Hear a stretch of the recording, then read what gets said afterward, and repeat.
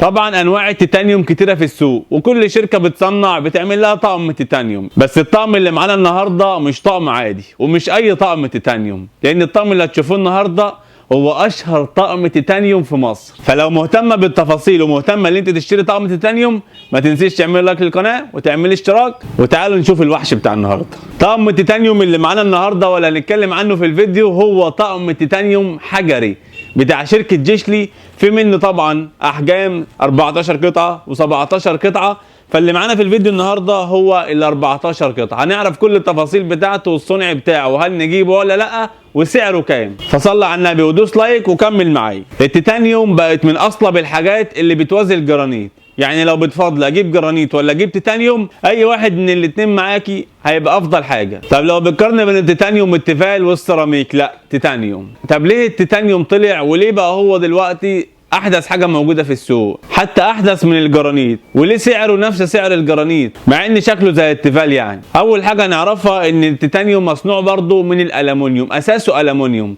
وبعد كده بيبقى واخد كذا طبقه من التeflon عشان تمنع ان الطقم وانت بتستخدميه يتجرح منك، وفي نفس الوقت يكون عازل. يعني لو اي حاجه جايه تعمليه فيها بيض، اي حاجه من ديت من اللي بتلزق، ما تلزقش تماما فيه. طب ايه بقى التيتانيوم؟ التيتانيوم بقى ديت ماده بتتحط على طبقات التeflon في النهايه، بتدينا الشكل اللامع ودرجه الملمس اللي انتوا هتشوفوه لما تيجي تتفرجوا على الطقم دوت، بحيث تكون اقوى واصلب من الجرانيت عشان خاطر ما يتجرحش منك وانت بتستخدمي ماده ستانلس معاه زي المعلقه والتوزيع. وحتى لو نسيتي واستخدمتي سكينه في الطاجن وانت بتقطعي فيه، فهو هيستحمل معاكي مره واتنين. بس الافضل عشان نحافظ على الطقم زي دوت لان غالي، ان احنا نستخدم معاه ادوات طهي يكون سيليكون او خشب عشان نحافظ عليه برضو. الطقم ال 14 بيكون عباره عن 4 حلل، ومعاه صينيه مقاس 28، ومعاه قلايه مقاس 28، ومعاه طاجن مقاس 35. الطقم زي ما انتم شايفين معايا في الفيديو كده طقم شكله شيك جدا ومميز قوي، والحز الذهبي اللي فيه دوت مديله رونق كده وشكل جمالي فظيع بصراحه. واكيد بنشوفه مع معظم الشيفات معانا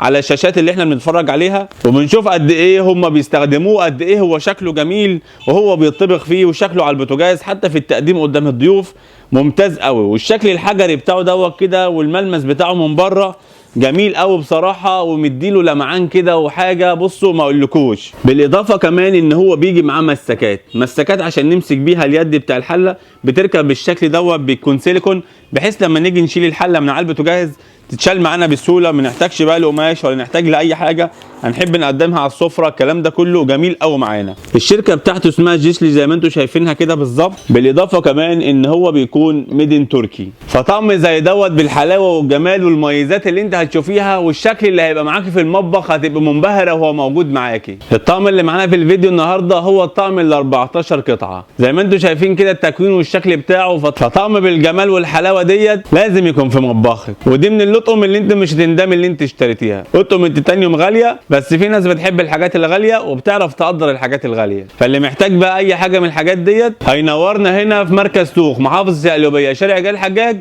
امام قاعه الف ليله وليله. هيجي هنا ويسال عن سنتر الابرار وهيلاقي الف من ديله. اما بقى لو حابب تستفسر عن اي حاجه او حابه تستفسر عن اي حاجه، فادي الرقم بتاعي بسيبه لكم في اسفل الفيديو. وده كده اخر فيديو هنختم بيه سلسله اطقم المطبخ، واللي ما شافش الفيديوهات اللي قبل كده يقدر يروح يتفرج عليها او هيلاقيهم في المعلومات اللي هي بتكون اسفل الفيديو. في نهايه الفيديو تحياتي ليكم، اخوكم اسامه ابو انس، سلام.